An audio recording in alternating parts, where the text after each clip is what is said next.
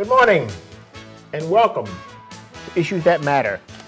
And we have an information-packed show today talking about a subject matter that has not been often discussed and I suspect has been relatively new to people's minds. And there's a lot to learn. It's an issue that people are going to be very sensitive about it. And just to let you know that having the show is not an endorsement for, nor is it ever going to be a show critical of. It's something that it's changed in society norms, and we've got to learn how to deal with it. It's not going to go away, and we've got to be respectful of everybody involved. And with that, let me introduce my guests. First, we have Gia Drew, and Gia is and now people who know me know that my memory is not the greatest. Gia is the program director of Equality Maine, and she's involved with her position as LGBTQ advocate, educator, diversity consultant, and professional. And that's a mouthful. It sure is. That's a mouthful for me to say. To do it is that. And then we also have Julianne Siegfried. Julianne is a Master of Arts in sociology at University of Southern Maine. Okay. Part-time faculty. Yeah. And Julianne is, well, why don't you explain what you do? Sure. Yeah, I know you're a faculty member, part-time faculty member at University of Southern Maine. Yep. And I'm in the Women and Gender Studies department there, so I teach some courses at University of Southern Maine in that department and sociology. Mm-hmm. And would you like to add a little bit to? Sure. I come on now. I'm not that good. I can't cover the whole thing. I'm not shy, so that's okay. Yeah, most of the work I do with Equality Maine is education and outreach across the state to provide information to folks about the LGBTQ community. And so LGBTQ stands for lesbian, gay, bisexual, transgender, questioning, or queer. And so most of my work brings me to all points in Maine, and it's a pretty cool job. You know, I would travel about 20,000 miles a year meeting with folks.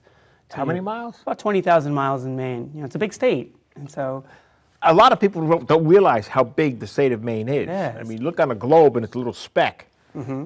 When in actuality, you could fit Massachusetts, Connecticut, Rhode Island, and New Hampshire in that little speck.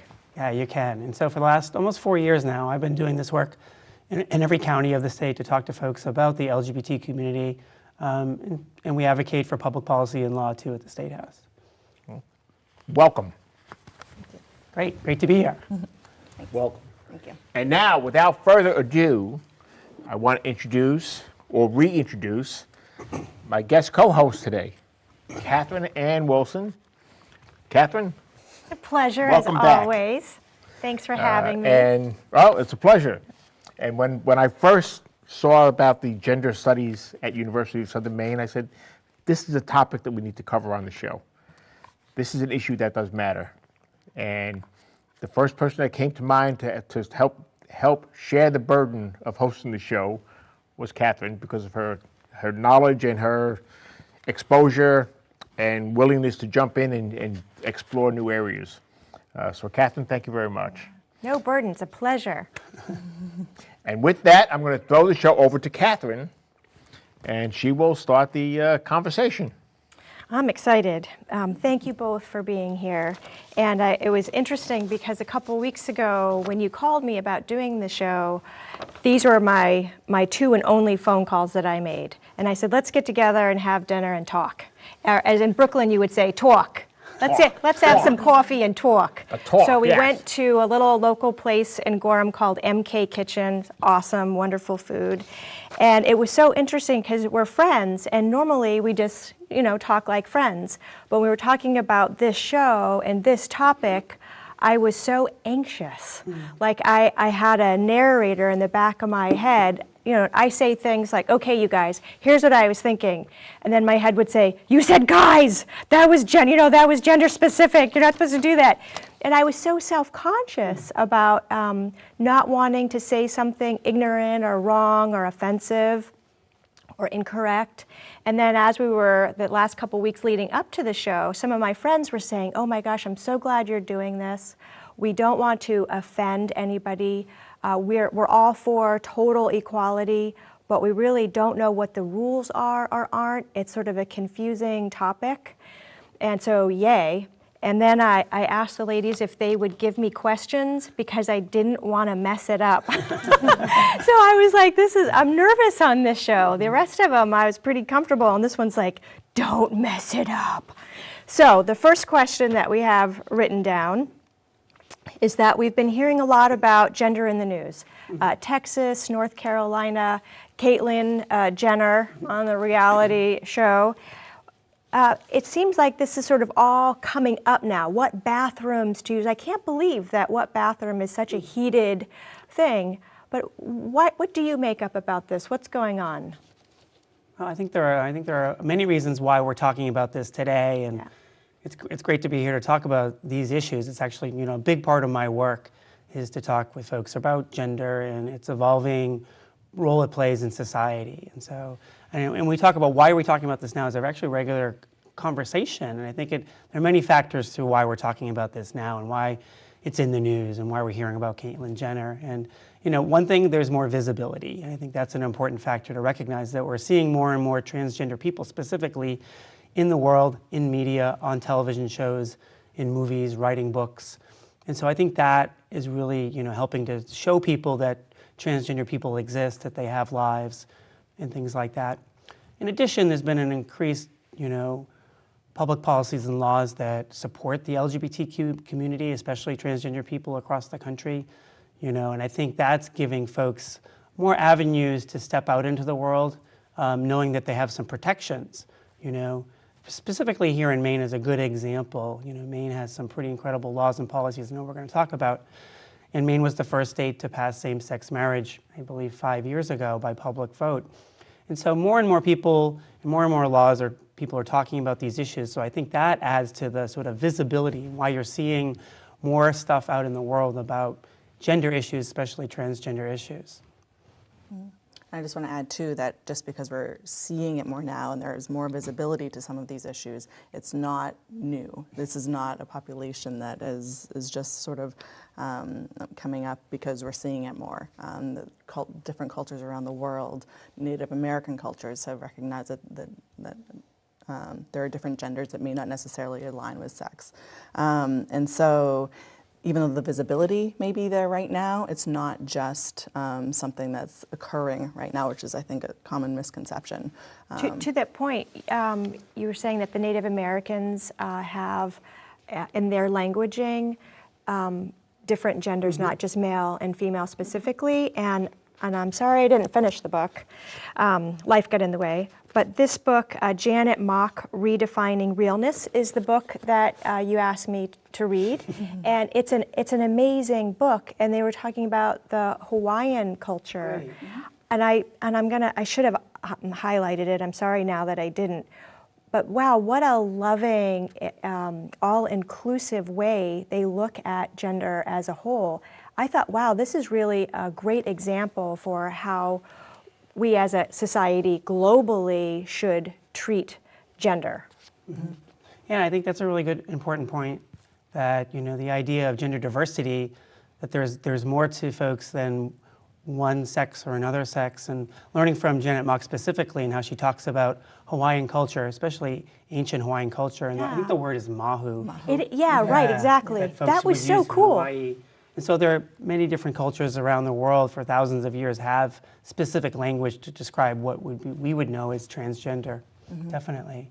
So being born into one gender and identifying or feeling like you're a different gender isn't new to America in the 2000s.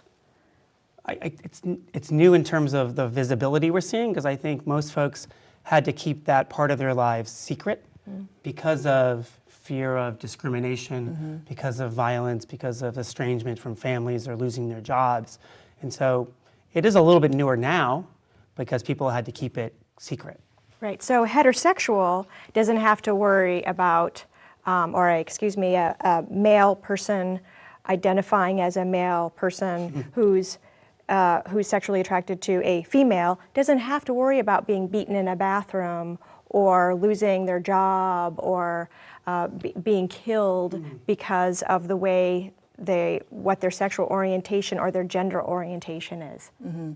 Right, and I'm glad you brought up both because they're different. They're different terms. So there's a few. So there's sex versus gender. So sex is biologically what you might be born with. So we are biologically male or female. And that's sex, at least what we were born with and what we're assigned at birth. Gender is the masculine and feminine, how we learn to do the behavior that's associated with male and female growing up, and to So this day. boys playing with trucks and girls playing with Barbies. Right, from the Okay. toys to the way that we talk to each other to the roles of what you see is happening in the house. Like boys aren't supposed to cry. Be a man, man up, don't cry. Yep. And a girl is expected to be emotional. Right. Is that what you mean? Yeah, exactly. So, so we have these expected roles that we fill, and so that's more of the gender. That's how gender starts to come into play, and we learn gender in those ways. And you brought up sexual orientation, which is completely different. How we identify as a gender is different than who we're attracted to. They're two separate concepts, but they're often confused.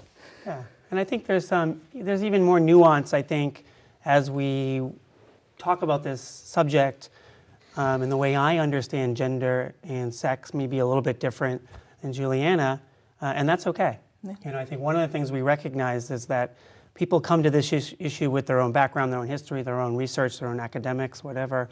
And so, you know, I think I'd like to look at, we're born with bodies, and I don't think bodies have either a sex that's specific, and I think we're assigned a sex when we're born based on usually a visual inspection of what's available, right?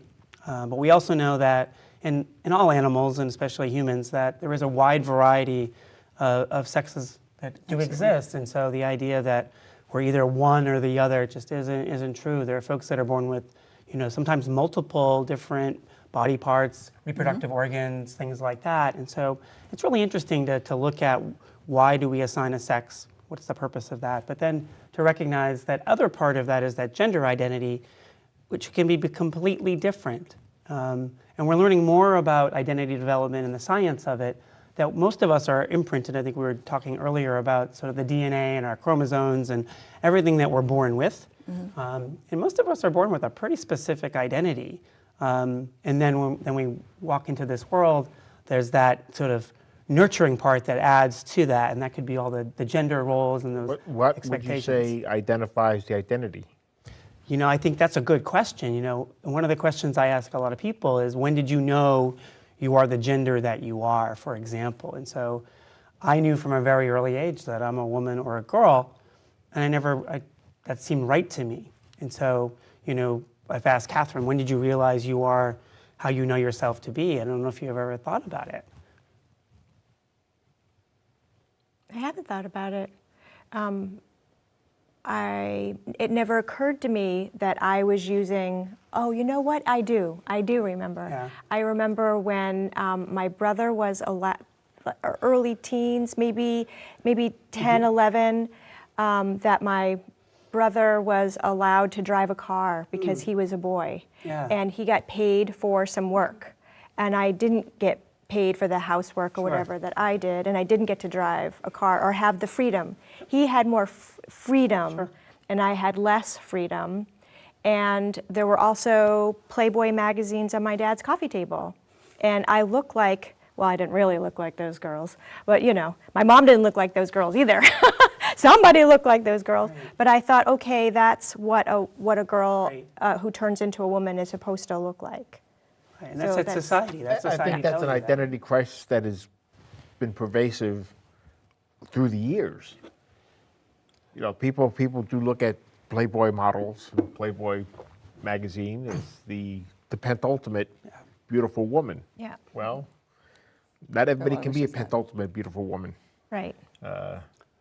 Right. Yeah. So you're right, societal saying, okay, you're getting a Barbie instead of the hammer or whatever. Right. And I think we want to be clear. I think one of the things we were talking about briefly was, what does it mean to be, for example, transgender? What's the definition? Yep, that was my next question. Oh, well, go ahead and ask it then. Thank you, Julianne, for the questions. You are a host dream. Right? Right. And I do that frequently. I ask them the questions. What question should I ask? So what does it mean to be transgender? See, you asked that question. Isn't that great? Yes. You were so nervous. Thank So you. I still am. I think that's something that, as you said, some of your friends are afraid of asking questions because they're afraid of saying the wrong thing. Yeah. And I think, being part of the LGBTQ community myself, I think one of the things we want to encourage folks is to ask some questions and be willing to stumble a little bit. And and if you say the wrong thing, we'll probably say, yeah, that doesn't really work or that hurts. But we'd rather people, I think, ask questions in a sort of very compassionate way. I think that's very helpful. So what does it mean to be transgender? Well, what's helpful is the way you respond to me. And I've said this to you before. You've never shamed me, you've never yelled at me or ridiculed me. I can be as ignorant as I am with you, knowing that I'm safe. I guess in my head, maybe it's all the news, but I'm afraid I'm going to get yelled at or smacked down, or you know what I mean? Like if I say something like blatantly wrong, Right. And so that having a transgender person be so compassionate like you are, and I've watched you over and over and over again in public, just be so cool. You'll hear me make a mistake, or I've watched you listen to other people say something that's inaccurate, and rather than that's wrong, you say, well, I can see where you would feel that way, and then you say the right thing. You should do that as a profession. You should educate people. Yeah, I mean, same thing with students too. That's how we have a conversation. Saying something that you're not really comfortable about, or you don't know a lot of things about. Yeah. Asking those questions, I encourage it all of the time, because that's how there are 5 other people around who are asking the same question in their head, but they're not necessarily voicing it, and that's how we're going to have that conversation, is when you actually What has been start it. the level of acceptance that you've observed in the time frames that you've been involved in this? In the work, I've only been doing this work for about 5 years, so before that, I was a high school teacher and coach for 20 years. And I kind of hid many of my identities, like many people do from the world, out of fear of rejection and things like that, And even 5 years ago, there was a lot of apprehension when I came out. I came out as a teacher here in Maine, and there was a lot of fear and apprehension in the community that I worked. But in that time, I've noticed a groundswell of change, especially here in Maine. Yay, Maine! Yay, Maine! Where more and more young people are coming out, and they're being supported by not just their schools, but their families, and that's really wonderful to see.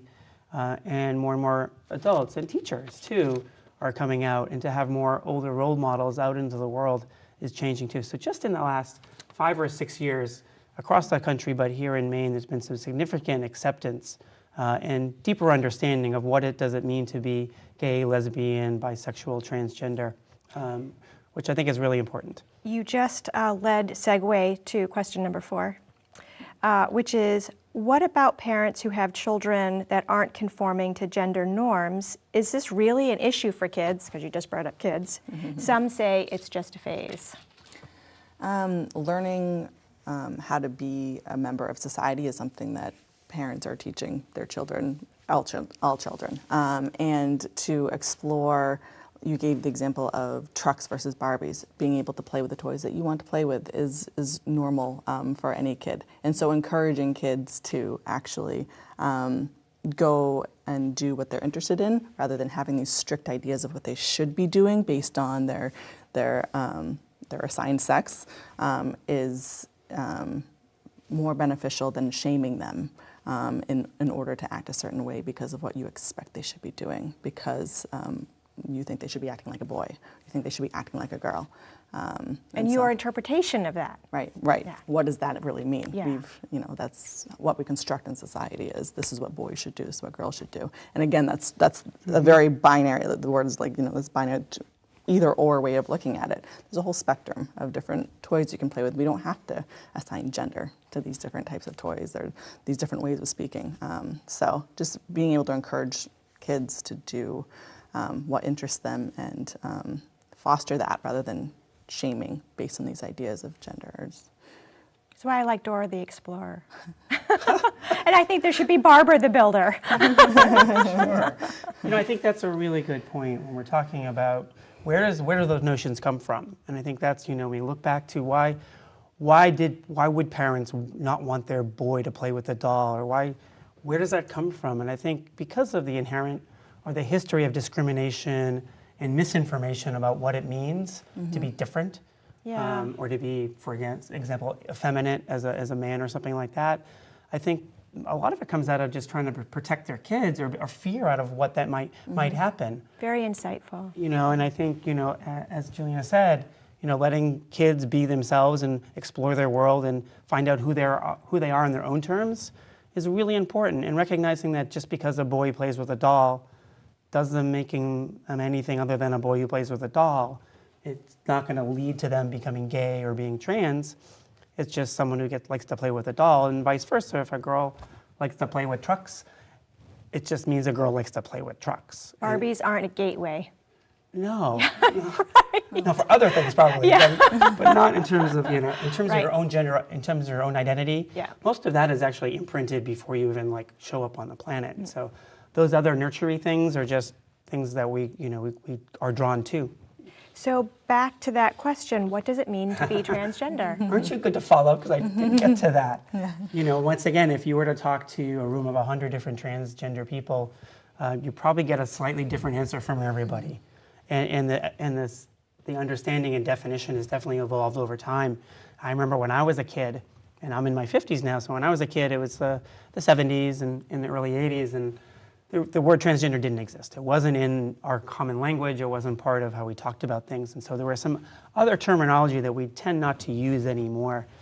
So I've had to learn about what does it mean to be transgender. And so I think the clearest understanding for folks is that someone who's transgender is someone whose gender identity is very different than the sex they were assigned at birth.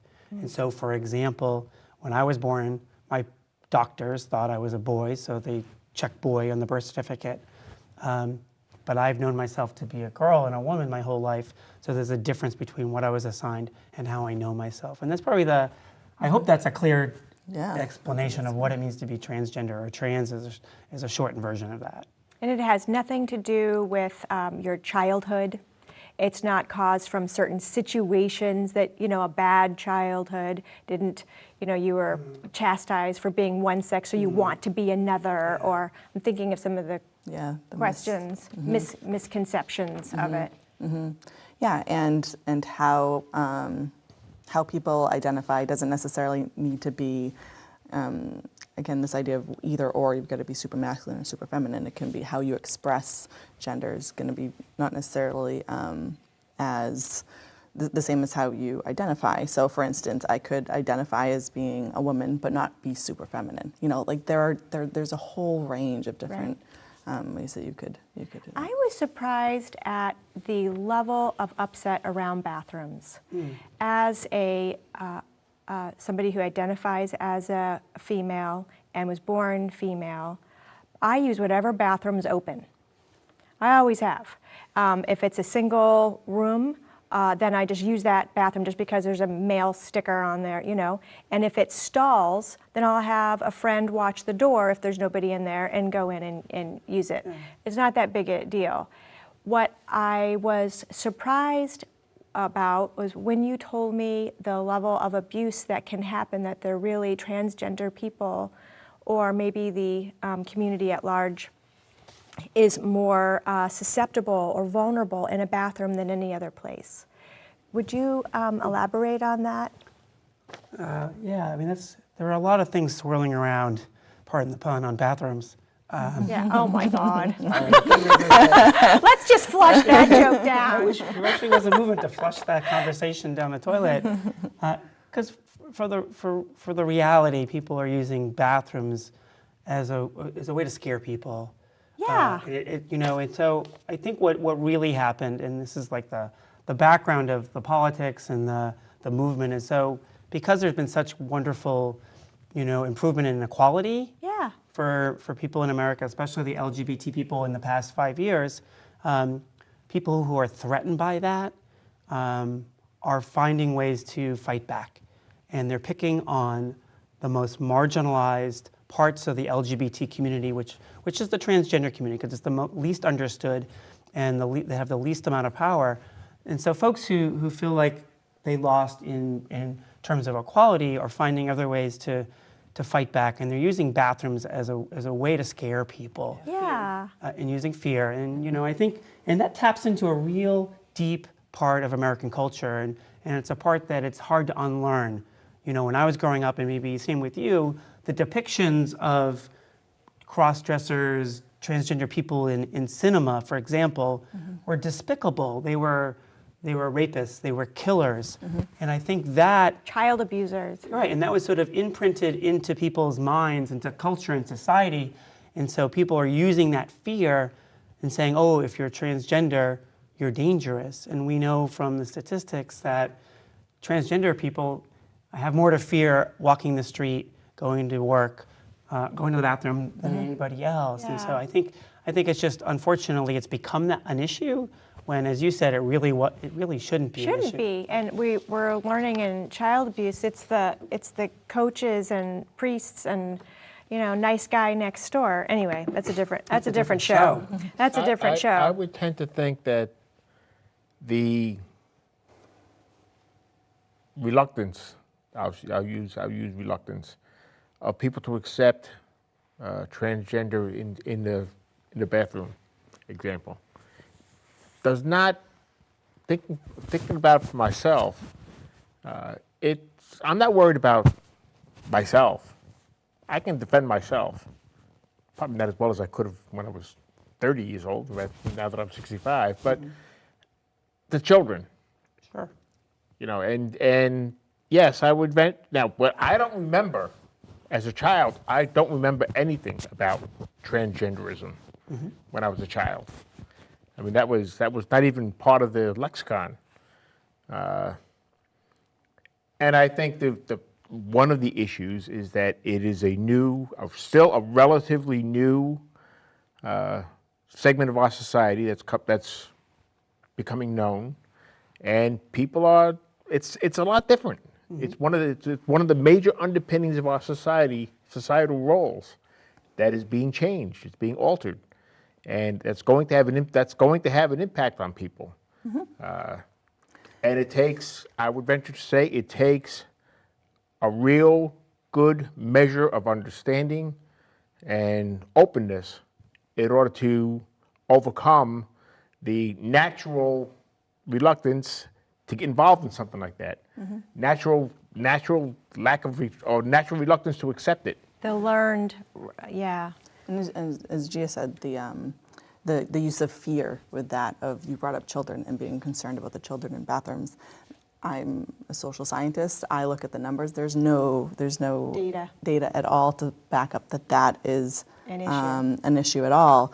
There's a lot of data to back up who is being targeted in the bathrooms, and that is people who are transgender or gender nonconforming. Those are the individuals who are being verbally attacked, physically attacked, sexually attacked in bathrooms, who've experienced that within the past year, not just over their lifetimes, but in the past year. There's a study done in 2015. Over 28,000 people were surveyed, and the everyday fear that people face when going to public restrooms is what the conversation I feel like should be. That's what we should be talking about. But instead, we're bringing up these issues that don't have any data, to back it up. So so the use of fear in that is really, somewhat problematic to the whole discussion. So in the state of Maine, specifically. Segue. Yeah. Well done. Thank you. It's almost like you have this planned out. What about Maine? What about Maine specifically? What are the laws in Maine, and are people really being discriminated against here in our own state? How are we doing? How are we faring? Yeah, that's a great question, and I think many Mainers don't. I think it's your question. I'm going to take it. I'm going to run with It's all it. yours. Unless if we can get a good answer for the good question. And I'm sure we will. It is, and I think many Mainers don't realize how forward our state is. Maine is one of only 19 states in the country that have full protections for the LGBTQ community in education, in housing, and public accommodations and credit. And so that's a pretty substantial thing. And so in 2005, Mainers went to the polls and voted to extend the Maine Human Rights Act to include the LGBT community in terms of those protections. Nice. And so that's how many years ago now? That's pretty good. It's 12 years now that Maine has been sort of saying, hey, we understand that there are LGBTQ people, we understand that they're being discriminated against, and they need to, there needs to be a law to protect them. And so the good side is that's a wonderful law. It's a really powerful law. It was one of the first in the country to make that statement. And so going back to your original little note about so there have been people using bathrooms, transgender people, even before that law was passed 12 years ago, and there haven't been any incidences. So I think Maine's in a really good place in terms of where we are on this issue. Unfortunately, the data also says discrimination still occurs. And probably at the worst place is for young people, where young people, especially students in schools, are being harassed on a regular basis. And we looked at some of the recent surveys. I think it was 8 in 10 LGBT students in schools are being harassed on a regular basis. Trans students specifically are avoiding going to the bathroom or holding it all day long because they don't feel safe. They're not being honored with their names and their pronouns by their peers or their teachers. And so discrimination still occurs regardless of laws and policies. Until you can really change hearts and minds of people, we're still going to see discrimination. I think that's what we saw in the marriage fight here in Maine, is when it was kind of back and forth for several years when we were talking back in 2005, again in 2009, and Mainers voted against it. And so, organizations like Equality Maine went out and talked about what does love and commitment look like in a very one-to-one way to sort of demystify what it doesn't mean to be gay or lesbian. And that we had 125,000 conversations with people to talk about what does love and commitment look like. And so the difference between 2009 and 2012 was getting Mainers to understand that people in the LGBT community are part of every community in Maine. They are parents, they are children, they are firefighters, they're grandparents. And I think that's an important aspect of understanding the fabric of Maine, which is diverse. Even though from the outside you might say, oh, it's the whitest state. We're a pretty diverse state on other levels in terms of LGBT and other areas. And so Maine is actually a leader in the country in terms of LGBTQ rights. 31 other states don't have those protections. In fact, if you got married on Saturday in some states and you're in a same-sex relationship, in 31 states you could be fired on Monday because they don't have those state protections. Here in Maine, Mainers have voted time and time again to support the LGBT community. So back to your point about our youth, our students, what can we do? What can our viewers who are watching do to help give them the support that they need so that they can go to the bathroom and not go to school in fear? I think listening to conversations like these, even if you don't think that you know someone who is transgender, not talking in a discriminatory way around anyone, especially children, because children are listening. They're learning how to act. And trying to put in place policies and pushing school officials where they're not feeling that support, and being an advocate in that way can absolutely be a part of it. I don't know if that's... So even if it isn't an issue in your immediate circle, whatever school is in your district, calling those schools and saying, hey, I'm just curious about how is the school that my tax-paying money is supporting. I just want to know how my money is being vested. Where do we stand in supporting these kids? Would that be a call? Sure. I mean, whether you're talking to the people you vote for, whether you're voting for a school board member or a town selectman, you can ask those very specific questions. What is the school district doing to ensure that all students are safe, including LGBT students? And, do you have an inclusive policy? Do you have an anti-bullying policy that addresses bullying against LGBT students? Have you done professional development with your staff so they understand what it's like for LGBT students. And isn't that what you do? Like you would go into a school and educate that school. So maybe that school hasn't had you come, and that could be a question too, bridging that gap, like asking the school, has your teachers and faculty been educated? If they haven't, can we bring Gia in through Equality Maine to educate? Is that Yeah, that's one of the, there are four, like those four things I said, is one, making sure there's policies that are inclusive. Two, making sure staff are up to speed and have had these conversations and understand the laws, but how to implement them as well. And then, do you have a curriculum?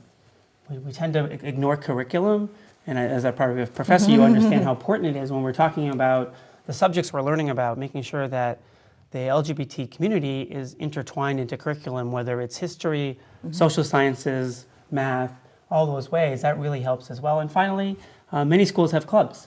They're called, affinity clubs or gay-straight alliances, and those really make the entire school safer to have those types of clubs as well. And so those four areas are key areas that any school can get behind. And if you're a citizen in a town, you can ask your school board member, your selectman, your mayor, where are we in terms of being inclusive, making sure that we're looking out for some of the most marginalized kids in school.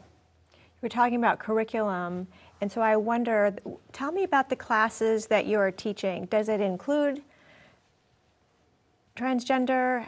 What are you teaching? Sure. So I'm teaching in the Women and Gender Studies department, so Introduction to Women and Gender Studies, and a freshman class that is Gender Representation and Resistance, and I'm also teaching in sociology. But specifically when teaching Introduction to Women and Gender Studies, this is some of the first experiences that the students are having fresh into college. Right? Yeah, a lot of them are freshmen, talking about these issues. At the same time, a lot of students are coming in with so much more knowledge from their own high schools, from their own experience, from their own friends. They are much more versed in some of these issues than a lot of the adults that I have these conversations with.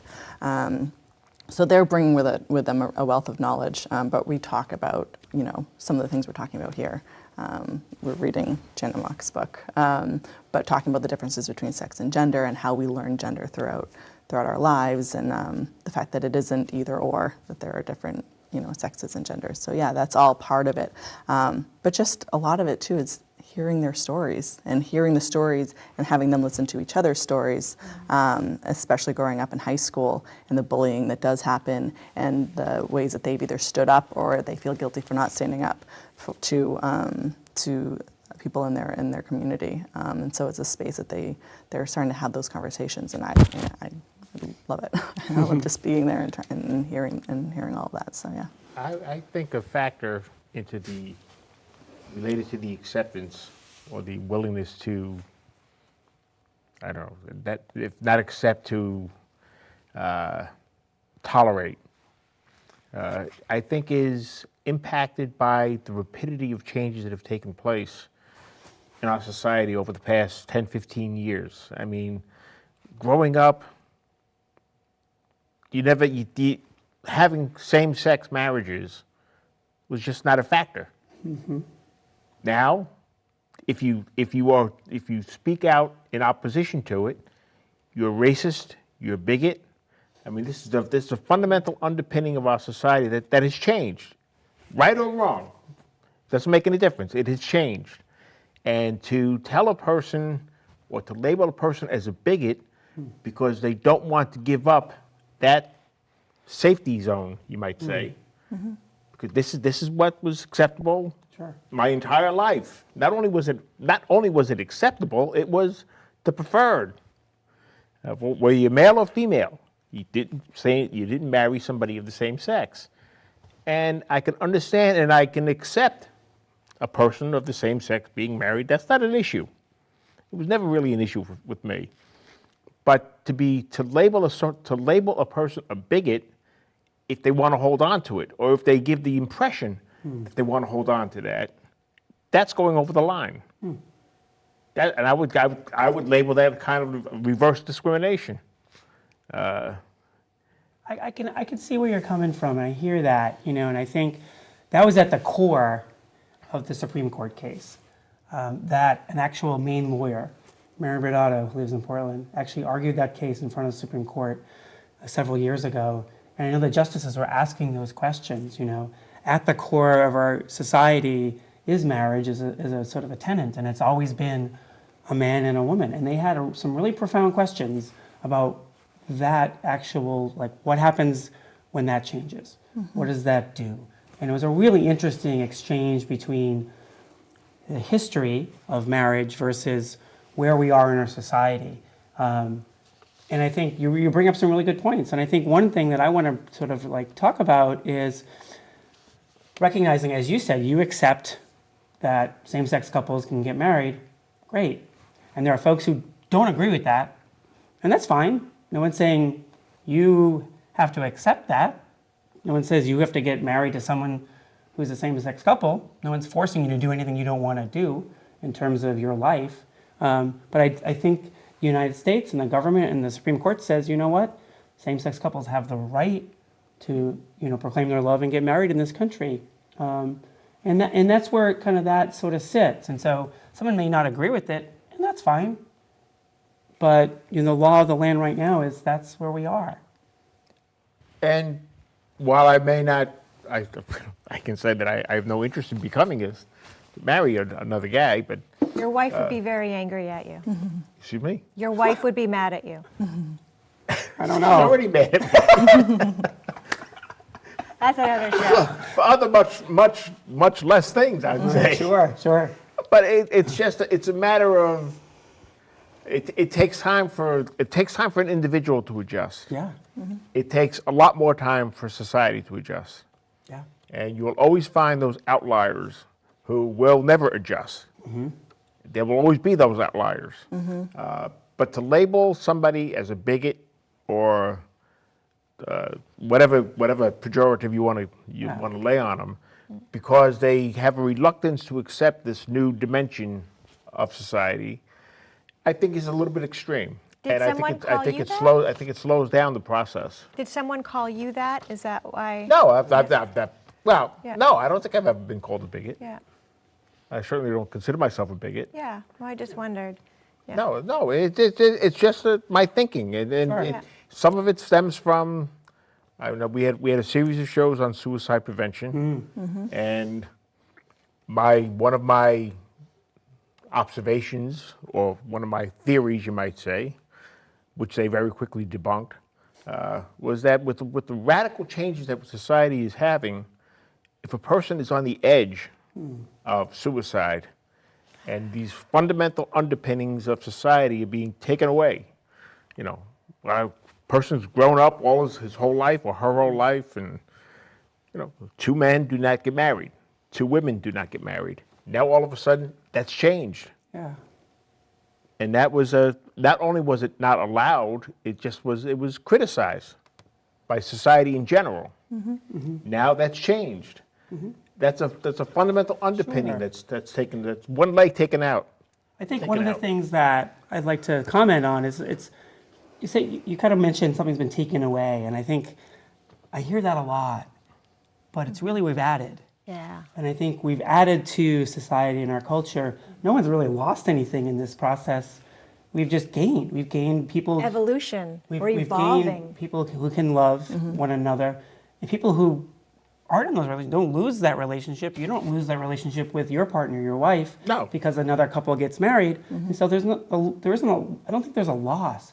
I think there's a gain to this. But I agree, it's hard for people who grew up with that foundation of this is what we are, whether it's this is what gender is and this is what that is. It's very hard. I know. No question. Yeah. It's a perception rather than a reality. Sure. And to a large degree, unfortunately, perceptions are equally important as reality, because a person's perception is their reality. And sometimes it takes a while for that. When society has a major change, it takes a while for that change to become readily acceptable in everybody's perception. Sure. And that's why we have this show. That's right. So that we can have these conversations. Exactly and right. we Thank you can- very much. And we can evolve. So we're getting ready to wrap up, and I want to make sure I get all the questions on here. better. Okay, I don't want to get into trouble. So how does this affect the average Mainer who doesn't know anyone who's transgender? And I believe that's... I think, one of the things that I do in my work when I'm out talking to community members, for example, I was at a school the other day and there were 200 people in the room. Some of them know someone close to them who's transgender and some of them don't. But one of the exercises we do, we have them talk in small groups, talk about something in your life positive about the LGBT community. And everyone had something connected in their life to the LGBT community, whether it was a student they had taught or an uncle or an aunt. There was something in their life that was connected to the LGBTQ community, and it was positive. And I think there's this reluctance for people to say that they're connected to the community. And there's also the huge assumptions that people don't have a connection to the LGBT community. And so I think most Mainers actually do have a connection to the LGBT community. And so it does affect every Mainer because whether they are your neighbor or they're a kid at the school in your town or whether they're your fire chief, they're an important part of Maine.